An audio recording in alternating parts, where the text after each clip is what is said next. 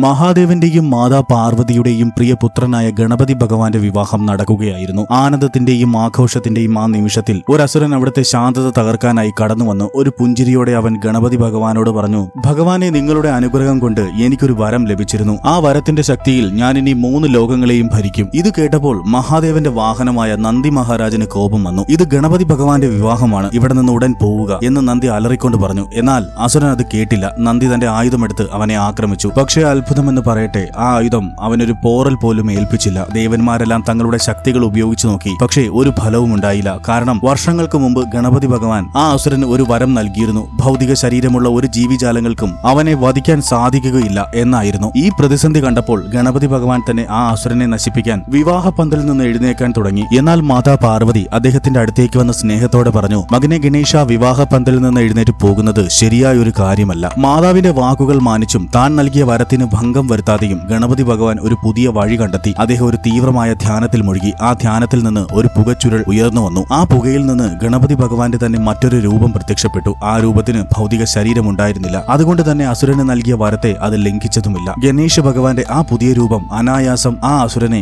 നിഗ്രഹിക്കുകയും ചെയ്തു. ഗണേശ ഭഗവാന്റെ ഈ കഥ നിങ്ങൾക്ക് ഇഷ്ടമായാൽ ലൈക്ക് ആൻഡ് സബ്സ്ക്രൈബ് ചെയ്ത് കമന്റ് ബോക്സിൽ ജയ് ശ്രീ ഗണേഷ് ടൈപ്പ് ചെയ്യൂ. ഓം വിഘ്നേശ്വരായ നമഃ.